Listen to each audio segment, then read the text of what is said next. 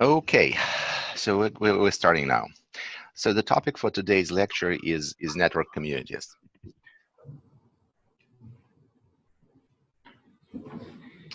So what we're going to talk about is, network communities properties, and we're going to talk about algorithms that allows us to find or detect those communities. And we'll discuss sort of the basic ways to find the communities, and then we'll discuss, particular algorithms that you can use. And again, those algorithms has been implemented in iGraph. So, today's lecture is for you to understand what those algorithms doing, but then you just can apply them in some sense as black boxes. So first of all, let's take a look at this example of the graph. Now, we're going to be focusing in this lecture on undirected graphs. And very often when you want to find communities in directed graphs, what you do, you just forget about direction, right? You know direction and think about communities as undirected graphs. And if you look at this slide and just sort of intuitively, you might realize that, yeah, it looks like there are groups of nodes that are well connected, among themselves and could be called a community, right? So, if we look at, right here, group of nodes that you might probably call a community, and there is here a group of nodes, and this can be community. And maybe this one is a community, and maybe this is a community. So you can think of partitioning graph or dividing graph and separating groups of nodes that are very well connected. And we can call those group of nodes communities, or sometimes you call them clusters in the graph.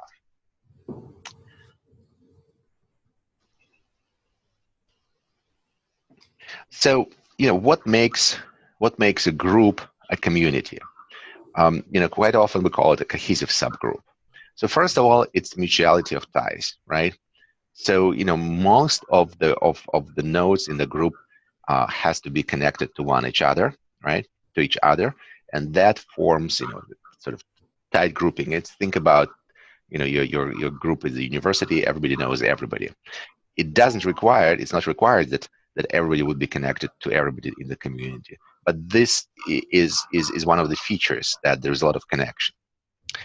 Second notion is a compactness. Well, compactness means that, again, you can reach every person in the community in a few number of steps from any other person, right? So it's not necessary. It might be direct connection, or maybe if not direct, then it is very few number of steps.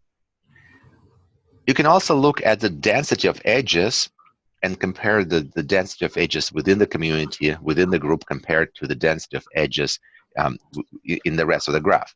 And in fact, usually when you look at the pictures of the graph, like we did a few seconds ago, that sort of the density is what you're noticing as a sort of the most salient feature in the community. And then the separation. Again, separation means if you contrast how things are connected within the community versus how it is connected with outside world, there is a strong contrast. There's a much higher frequency of the connections within the community than with outside world. So these are all sort of verbal description of what we think about communities. And unfortunately, with those descriptions, we cannot really sort of build or detect communities. So we need to formalize it a little bit more. So we can actually differentiate, communities into two types. One type of the communities is what's called non-overlapping communities. So these are communities shown on this picture. So what I mean by non-overlapping is that every node belongs to its own community. And if that's the case, then you can clearly see of like separating communities by sort of removing edges connecting them, right? And that's called non-overlapping communities. But we can also have an overlapping communities when, like right here, it's clear that there is this group of nodes that are very well connected, and there is this group of nodes that is very well connected, but they are overlapping, right? And there is this person D that belongs to both groups, and so in this case, you cannot sort of sort this person to be in one community or another community, right? He's a part of both communities, and that type of community is called overlapping communities, right? So this community and this one are overlapping. Now, in this lecture, we're going to be focusing on the non-overlapping communities, and we're going to talk about ways finding them. There exist algorithms to find overlapping communities, but again, we're going to focus today on non-overlapping.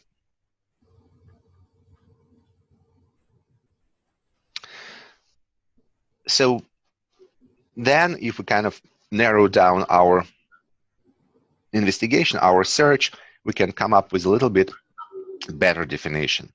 We'll say network communities are groups of vertices or groups of nodes such that vertices inside the group connected with many more edges than the edges between groups. And community detection is really means assigning vertices to communities. So for every node, for every vertex in the graph, we will say, okay, it belongs to this community, that community, or some other community. Okay? And then community detection, if we just focus on this approach, community detection is really will be a problem of finding best graph cuts. Graph cut is a way of separating group of nodes from the graph by removing edges. So it's just think about cutting edges. And if you look at this, you know, if you cut this edge, this edge, this edge, and this edge, like literally come in and cut, remove them, then you will separate this community. If after that you cut this edge, well, you will split those communities into two more. So the way we're going to be looking for, for communities and finding communities will be through this graph cut approach. And so the idea would be to find the best places, the best edges to remove from the graph, or to cut, to build communities. Any questions so far?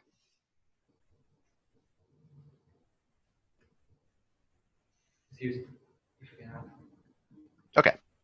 So just speak louder. Excuse me. Can you hear me? Yes. I have one question. So our goal is to basically minimize the graph cut. Very good question. Very, very good question. Sometimes you will see it actually in the next couple of slides, we'll discuss what we're going to be minimizing the objective function.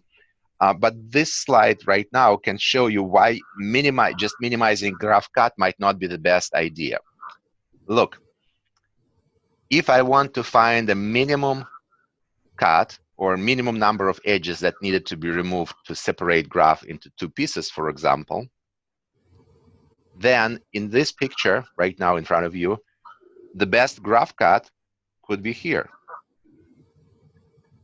Because if I do it, if I remove that edge, here's one community, here's another, right?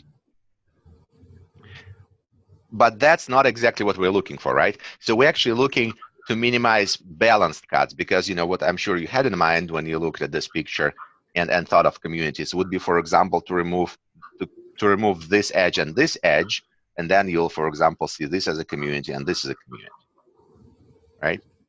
So just minimizing the cut, finding the minimal number of edges that you need to remove to split the graph into pieces is not the best objective function here. Does that answer your question? Yeah, definitely. Thanks. Okay, cool. But this is actually a very, very good question for like what we're gonna do next. So that's actually, the objective functions I wanted to talk about, right? Make it a little bit more, precise.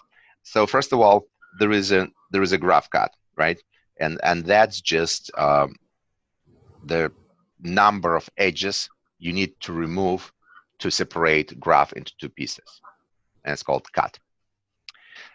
So optimizing cut, as we just saw it, finding minimum cut is not going to do a good job for us. So we need a little bit different function. And there are a set of functions that people came up with that in fact do it. One of the functions is called ratio cut. And the idea here is that you take the value of cut and you normalize it by the size of the partition, the size of the group you're separating. Then, separating small groups of nodes will not, optimize this function, right? If v is small, v1 is small is equal to 1, it's big number. So if you want to minimize, you do that. Then there is a notion of normalized cut that in fact talks about taking this cut value, number of edges, and dividing by what's called volume. And the volume is defined as this number, as a total number of edges that emanates from the nodes in that partition.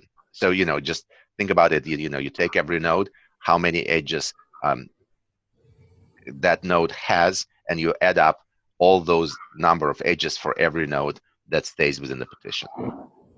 So that's called normalized cut. And then there is yet another metric which is called conductance, which actually computer science theoreticians love a lot, really like, because it has a very deep connection to other graph properties, where you take the cut and then you normalize by the minimum of those two volumes of the partitioning. So if you split the graph into two pieces, you use that. So, but pretty much all these metrics helping us to avoid sort of this kind of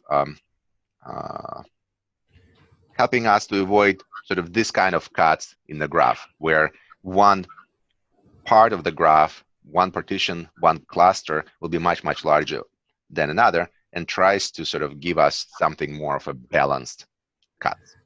Okay, so these are the metrics.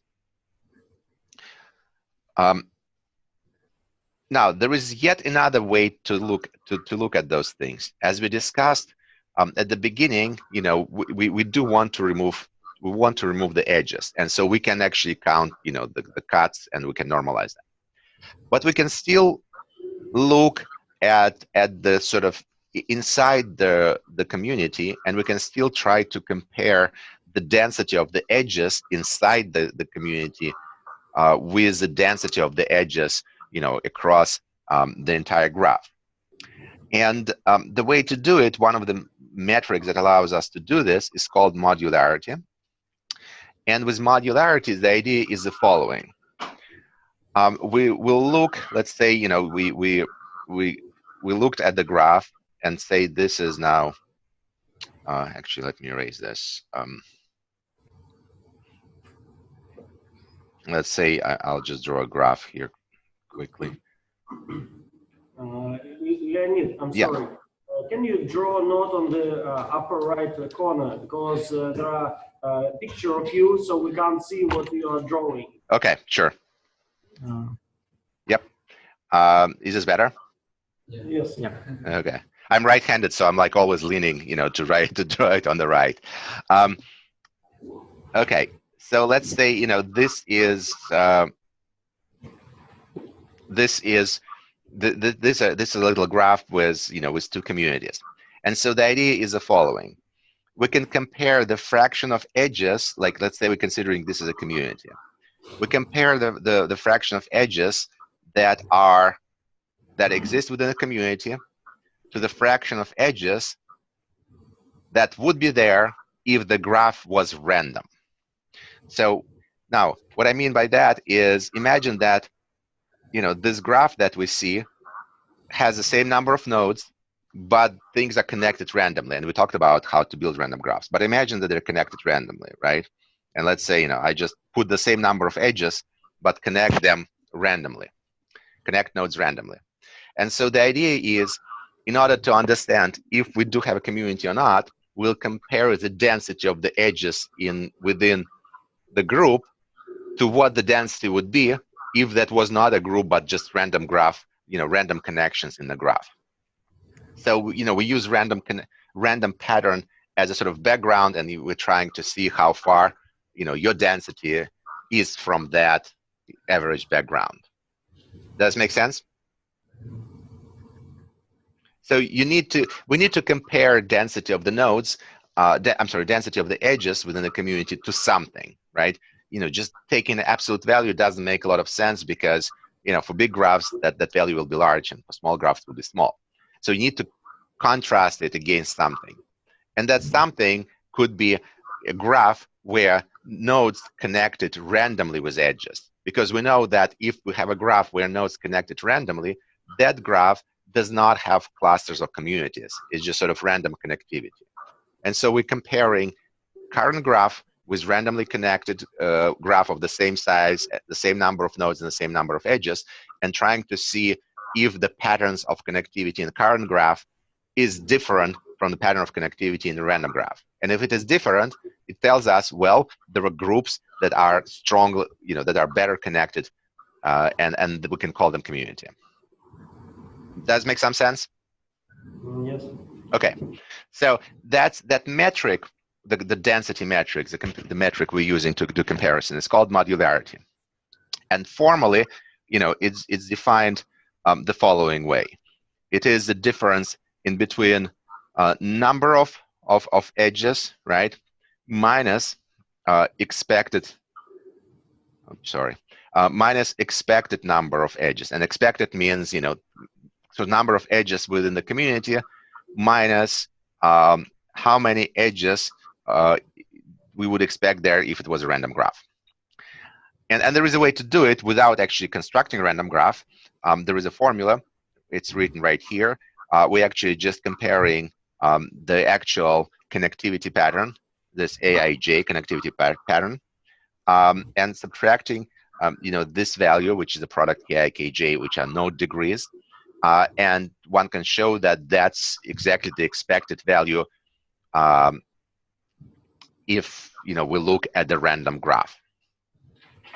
And this metric has a particular, if we calculate this, it's called modularity score, and it changes from -1/2 to 1. And we have single community, modularity score is equal to 0. So on the next slide, let me just show what it is, what that modularity is. And the reason I'm sort of spending so much time on this score is because it's widely used today, today in community detection algorithms. So that modularity score, that value, if we decide that we call the entire graph a community, that modularity score is going to be 0. That's the way things are constructed. Now, if we say, okay, look, this graph has 1, 2, 3, 5. I mean, if we say this graph has that many communities, right? There's pretty much every node belongs to each own community with this particular color coding. Modularity here is negative, which is not good.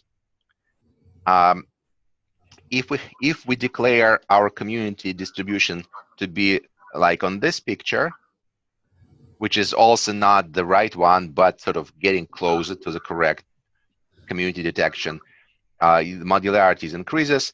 And for this distribution where you see all the green nodes on the left and color-coded, purple nodes on the right, which means, we have those two communities, that it's an optimal partition in this case. It's the best partition. And the modularity score is 0.41, which is the largest out of all those. So this metric, modularity, will be the largest for the best partitioning into communities. Okay, so we have two metrics. We have a metric which is, graph cut or normalized cut. And that metric, if we want to optimize that metric, it has to be the minimum. It has to be minimal. And we have another metric which is called modularity. If we want to optimize that metric, it has to be the largest. We have to maximize it. So these are two metrics we can use to detect communities. Any questions?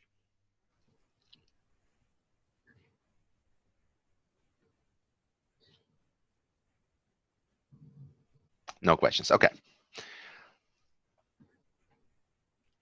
So as a community detection algorithms, there are several things we need to understand, well before we jump into that problem, because it's really an optimization problem.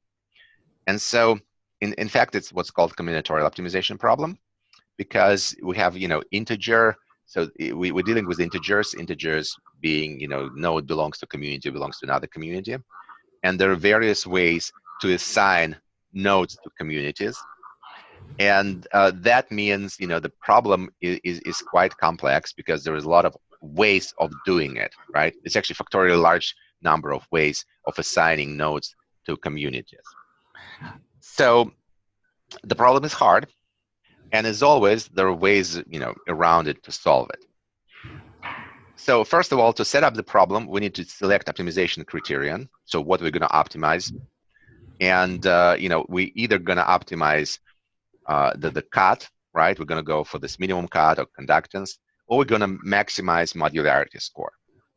So after we selected criterion, then what we do is we select optimization method or way of optimizing. And there are various optimization algorithms exist. They can be like greedy methods, which do not find the global optimum. There can be like approximate algorithms that we know will converge to global, but approximately. And there are like a lot of heuristics methods that does not have some provable convergence properties, but they work really well in practice. Okay, so there's all kind of methods of optimizing exist, but all of them, in the way we approach things, can be divided into several groups. One group is really about dividing top-down, which is you take the graph and you divide it into pieces and keep subdividing. Another way might be sort of bottom-up, when you aggregate things together, like starting from every single node and putting them into the groups and growing it bottom-up. So, these are different class of methods. Now, exact solution, precise exact solution is actually NP hard, which means just too many combinations to be solved in polynomial time. In plain Russian, in plain English, think about the simplest problem of bipartitioning, like dividing the nodes into two groups. Even if that's a problem, if we go into groups N1 and N2, there is that many combinations of that groups possible, right? So it is n factorial divided by n1 factorial divided by n2 factorial, which is a very, very large number. So exact solution is usually out of the question. We're solving this problem approximately. So having said all that, for you, it's just so you would understand that sometimes the algorithms for graph partitioning is not going to work well on very large graphs, and that's because it's a hard computational problem. So as I mentioned, if we go, we can go sort of top down, and there are sort of two ways we can do it. One way is we can try to detect each and every edge that we want to remove, and remove at first, for example, we can remove and detect and remove, separate, cut out this group of nodes, and then this group of nodes, and then this group of nodes. So do it like multi-way partitioning, or, which is more of a tradition of computer science, is to do this recursive partitioning, or divide and conquer approach, where you start with big graph, you split it into two pieces, you find the optimal split, you split it into two pieces, and then you just keep splitting, keep working on each piece independently, right, and keep going it until you reach the situation where you're kind of happy with the partitions or with clusters you detected, right? So they have pretty large density, and they small enough for you. So this is called recursive partitioning. And majority of algorithms actually employ sort of some of the flavors of these algorithms. We're going to talk about now, any questions before we jump into like actual algorithms? So this is, okay, so the setup is clear, right? So the big picture is clear. We want to detect communities, groups of nodes that are tightly connected among themselves than with the rest of the network. To do that, we need to find define the function we want to optimize, and it could be either minimizing. We can either minimize the cut, normalized cut, or we can maximize modularity. All right, so we can do one of two things if we go like very, very strictly mathematically. And then the computational process, optimization process, can be done through either approximate solution or some greedy methods, or maybe some heuristic methods. And what I'm going to show right now is one of these heuristic methods that actually very, very efficient. So and it's probably one of the methods of choice for smaller size of graphs. Okay. So the idea is the following. Remember, several lectures ago, we talked about node betweenness. And we defined node betweenness as nodes. We define betweenness for nodes as the number of shortest paths that go through the node, right? So the node will have a high betweenness if you have a lot of shortest paths going through it. Well, the same way, you can actually define edge betweenness, right? So, if you look, for example, right now at this edge right here, you realize that if you calculate shortest path from nodes, like I'm trying to color them a little bit on this side, to any nodes on the green side, all those shortest paths will go through this edge, right? So this edge is a bridge connecting those two communities. And so the idea would be, if we can detect those bridges, right, those that have lots of shortest path going through them, if we can detect those bridges, we can then just cut them out, and that will allow us to find communities. Okay. And so that's exactly what algorithm is going to do. It's going to go and it's going to go and calculate the edge betweenness for all the edges in the graph, then find the edge with the highest betweenness and remove it from the graph, and then just repeat until the graph splits into subgraphs. And the algorithm is called edge betweenness. It was proposed by Mark Newman and Girwan, 2004. And again, the idea is very simple. Compute edge betweenness for all the edges, the same way as we compute node betweenness, by counting how many shortest path goes through every edge, and then remove edge with the largest edge betweenness, and then just keep doing it until the graph splits into, say, two communities, and then you pick up the one you want to divide more and just keep working on that. Any questions on the algorithm?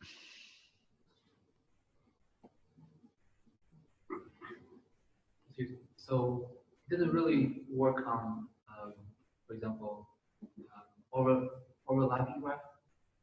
No, this is not going to work on overlapping graph. This is going to work, pretty much all the algorithms we're discussing today work only for non-overlapping cluster communities. Overlapping is, that's a very different approach. We can talk about it, but it's not in today's lecture. If there's an interest, we can discuss it. This will work only for non-overlapping communities.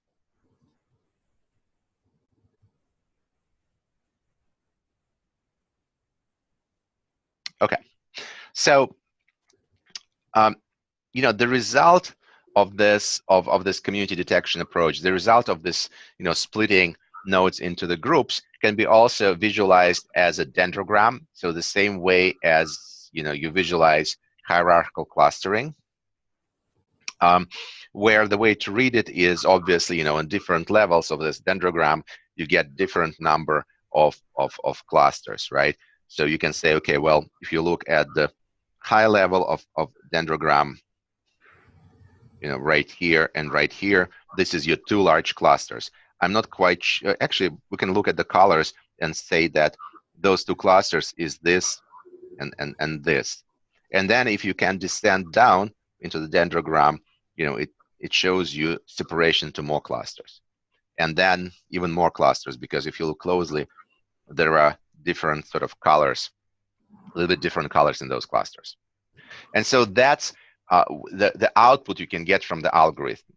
So you can get hierarchical assignments where, you know, where you can select the level of granularity you really want.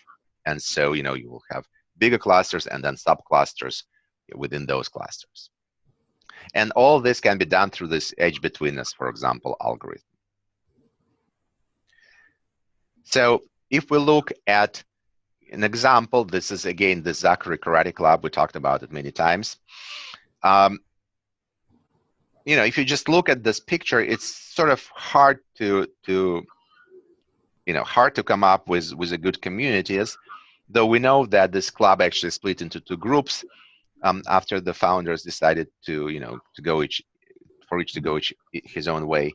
But, you know, looking at this connectivity, you probably will sort of think about this as being in one network, and maybe that's another, something like that. So let's see what algorithm is going to do with this graph. An algorithm, again, just knows this connectivity pattern.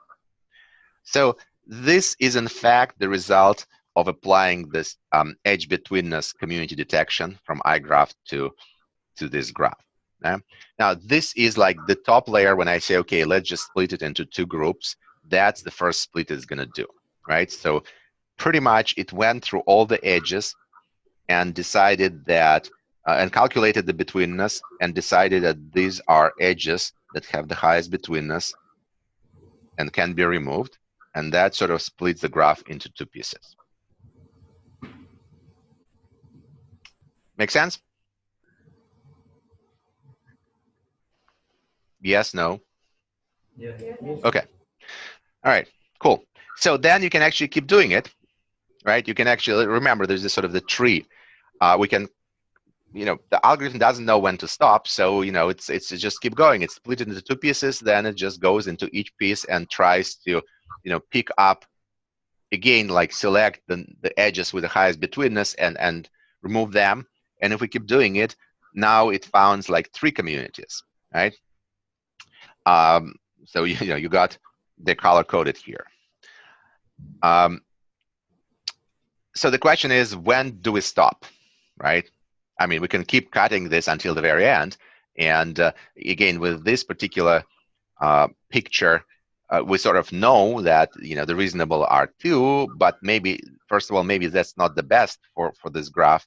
And then when you look at the real network and you have thousands of nodes there, you cannot visualize them so nicely. So it's you know, that just eyeballing it is not going to help. So we need some metric. And this particular algorithm is heuristic, which means when we start like finding the edges to remove, we did not, you know, optimize, as I said, neither cut nor modularity, right? So it just goes, you know, we kind of thought through that if we go and remove edges with high betweenness, centrality, then, you know, it will give us good clusters. But, you know, we never proved that this is the right thing to do. But what we can do is we can actually let the algorithm run, because, you know, experimentally it shows good results. But what we can do is, as long as the algorithm is running, we can calculate the metric and see what happens. And so we can like split the graph and find two clusters and calculate the modularity score. We can then do three clusters, calculate the modularity score, calculate, you know, do four clusters, modularity score, et cetera, et cetera, et cetera. And if you remember, for the optimal partitioning, the modularity score will have the highest value. And that can actually help us to detect the best partition of the graph. So I take this algorithm and I keep running it on on this graph, and I'll calculate modularity score.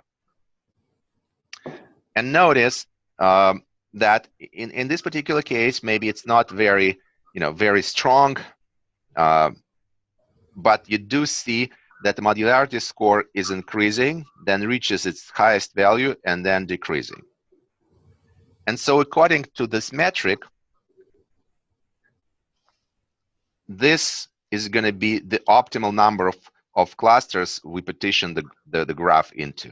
And I think this is like around 5 or 6. So again, when we had partitions, when we partition into 2 clusters, that's a modularity score. Into 3 clusters, that's a modularity score. Into 4, modularity score. According to our theory, the best graph partitioning will be obtained for the highest modularity score. And so we go through this, and exercise, and we detect the highest modularity score, and then we say, okay, well, that's many clusters we need, and then we stop. So I hope you can see it on the horizontal axis is just a number of clusters, right? So 0 clusters, 10 clusters, 20 clusters, 30 clusters, etc. And on the vertical axis, the modularity score. So I've gone all the way through to like the point where here every node is its own cluster. So cutting that little graph into like 32 pieces. Well, you don't really have to do it in real, when you apply this algorithm. Usually, you start cutting into clusters, you monitor modularity, you see it increases. When it starts decreasing, you pretty much say, okay, well, good enough, stop here. You don't have to actually recompute all this part. But for graph of the size of 32, it's very fast, so you don't care.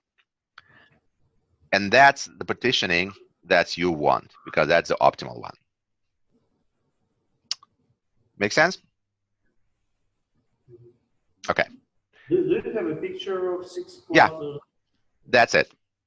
So that's the optimal partitioning. Now, it's, if you start looking at it, it might not be extremely completely obvious, though certain things here are kind of telling, right? So it's clear that these guys are really well connected and weaker connected to the rest. You can actually clearly see this is a kind of well-connected group. This is a well-connected group.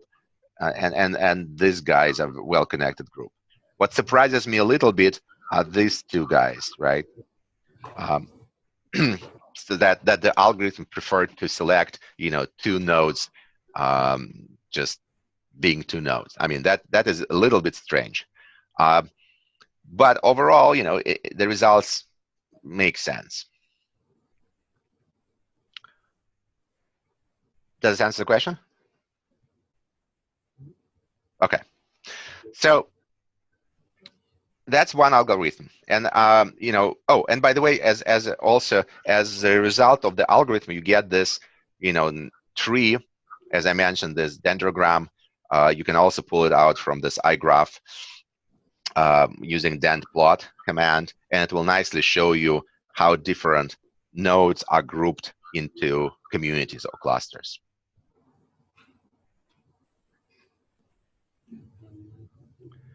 So I strongly recommend you, if you do this community detection, also try to do visualization, and this is a good way to do it.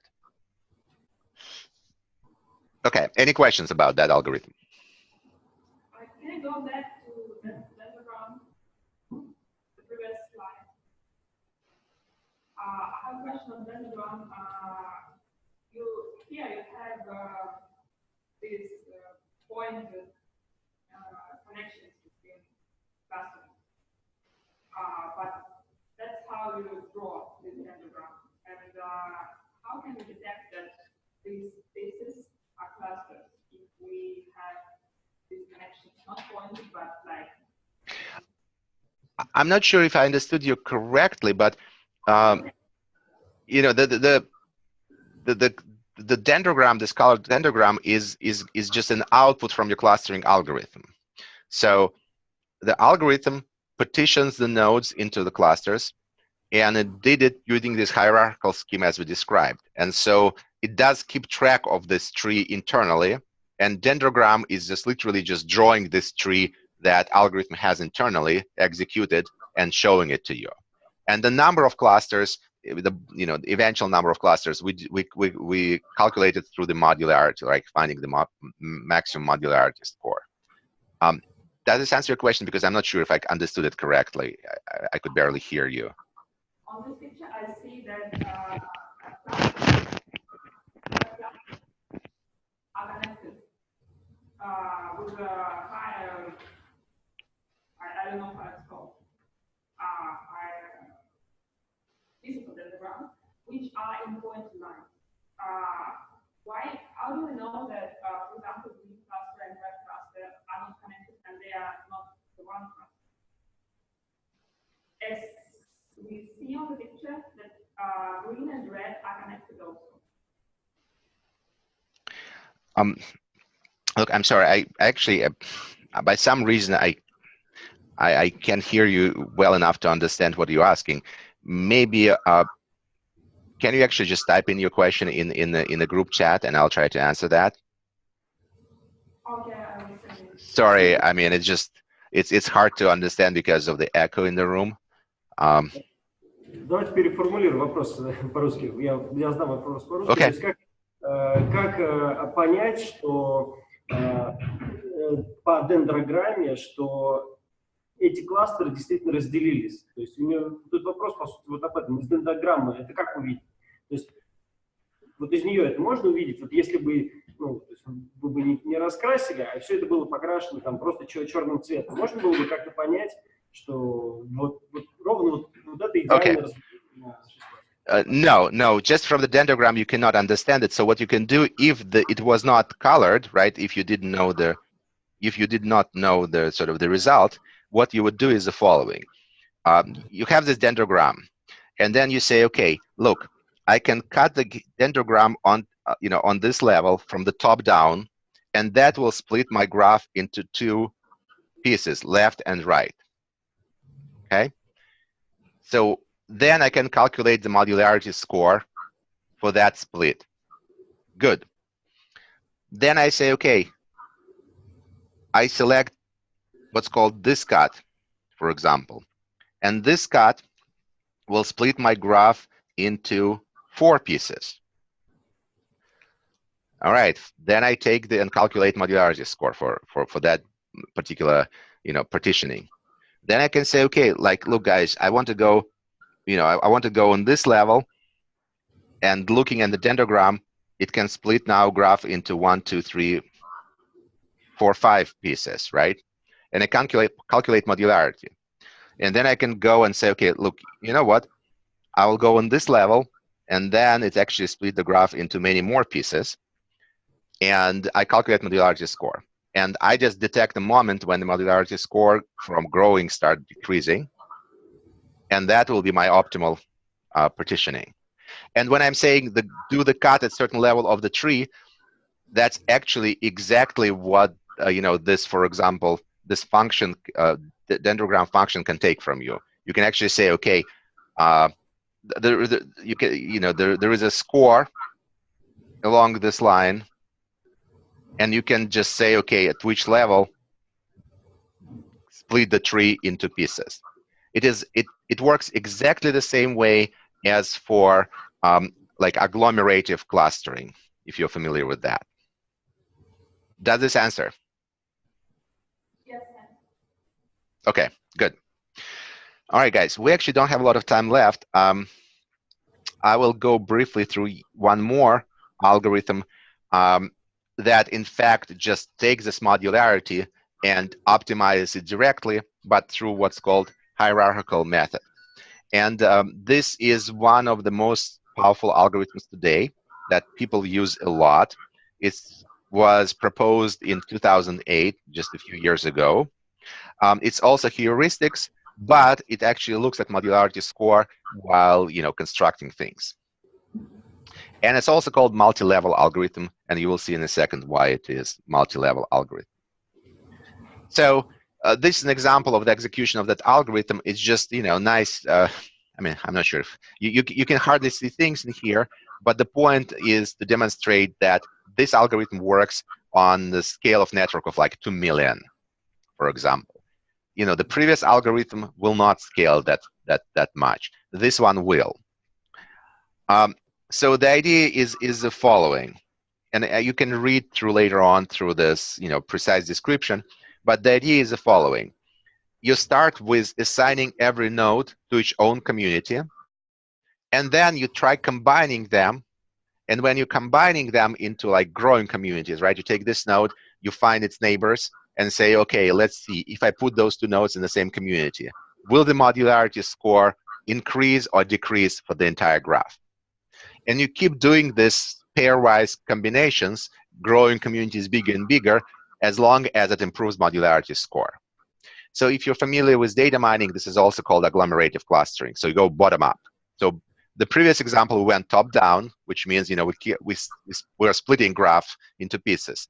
Here we go bottom up. We pick up we say that every node belongs to its own cluster. Then for every node, look at its neighbors and say, okay, look, if I merge those two nodes, put them in the same cluster, will that improve my modularity score of the graph or not? And if it does, I do it.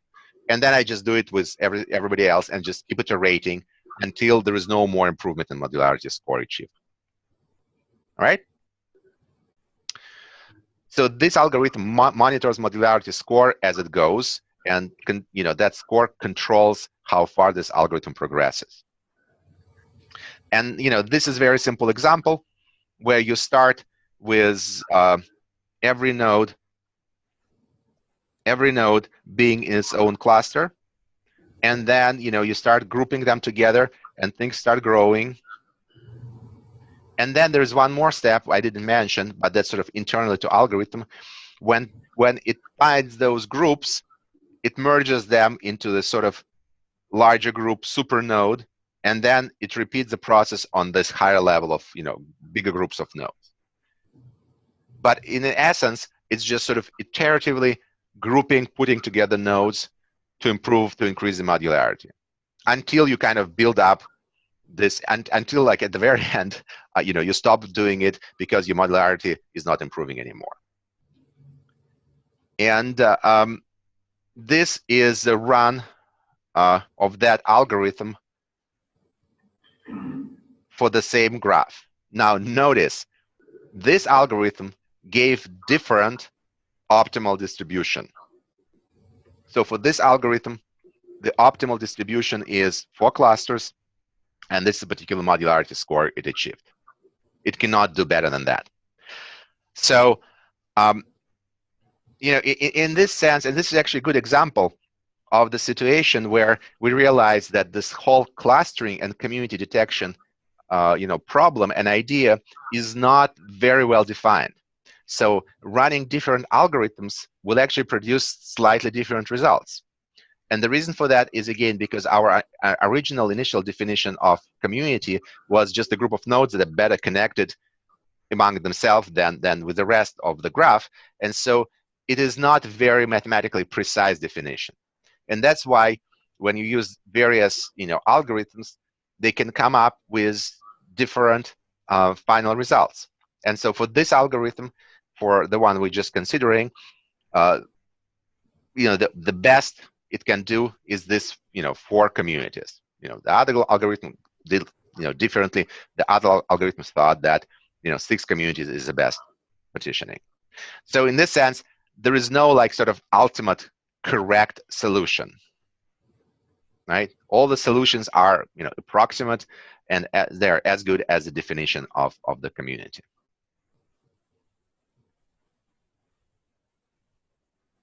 All right, any questions here? All right, let's move on. I think there's one more. Okay, this is just example of this algorithm being applied to a very, very large graph, showing you that it can actually build within a large graph, detect communities and sub-communities, et cetera, et cetera. Again, for you, it's probably going to be just a black box, putting stuff in and getting communities out. Now, I'm not sure if you can read this, but this slide is just to show you that this universe of community detection algorithm is huge. That has been a very popular topic within the last 10 years. And in fact, this is just a small subset of the algorithms that are out there that allows you to do community detection. And this is 2010. So by now, it's probably, this table is probably twice as large. And each of the algorithm has its pros and cons. What you see on the right-hand side, and especially if you from mathematical or computer science background, you realize that this is sort of the complexity of algorithms as written in terms of the size. And that can tell you that some of the algorithm works better on the larger graphs, and others just cannot handle big graphs. And there's always a trade-off in terms of like how, the computational power you need to put in and the quality of the result you get out. But these are like, you can see like lots and lots of algorithms. So what we did today, we actually looked at, I believe we looked at this algorithm, Newman and Girvan, and let me see, and then we looked at the Blondel's algorithm. So these are two algorithms that we looked at today. If you're interested, there's like tons of other algorithms. These two are implemented within iGraph. There are actually, I think, 4 other implemented in iGraph. Usually in practice, when you do this, you kind of try all the algorithms for community detection and see which one gives you the best results. Very often we look at modularity score. Sometimes the graph is small, you can actually just eyeball it and see, okay, if you like what you see. And probably the very last. Right, so I mean, I see the question here, which algorithm is the best? At this moment, I would recommend you using this algorithm that we talked about, the second one, this, the Blondel algorithm for fast community unfolding, right? This one, it's, where did it go? So the one we just talked about, right? So I would recommend using that one as your first choice. But again, there are, honestly, different algorithms, it depends also on the network. Some work better on one type of network, others work better on another type of network. So I would, recommend you trying various algorithms and see which gives you best result for your particular data. But, sort of the rule of thumb, I would start with that Blondel algorithm. And just one last thing, that typically, if you look at the large graph has this dense centralized core structure, the group of nodes that are sort of in the center of the graph that are well connected. And then there are smaller, little communities hanging out around it. So today, this sort of, if you do graph partitioning, you can easily find these guys. It's going to be harder to get hold on this one. But we're going to talk about how to do it next lecture. In fact, we'll start next lecture from the story of how to detect this sort of core, the central piece of the graph. And we're done for today. Okay?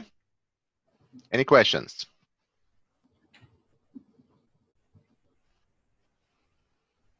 All right. So next week there is a big chance that I'm in Moscow, and so then we'll just do a live show, right? So I'll hope everybody can actually come over to the to the university and actually be in class. I will confirm that on Monday. All right. Okay, Ilya Andreevich or whoever's taking care of the. No, I was here. Ilya Andreevich is not here. Okay, but you're gonna take care of it, right? Yeah, it's okay. Perfect. All right. Okay. Thank you, guys. So, thank you. Goodbye. Bye.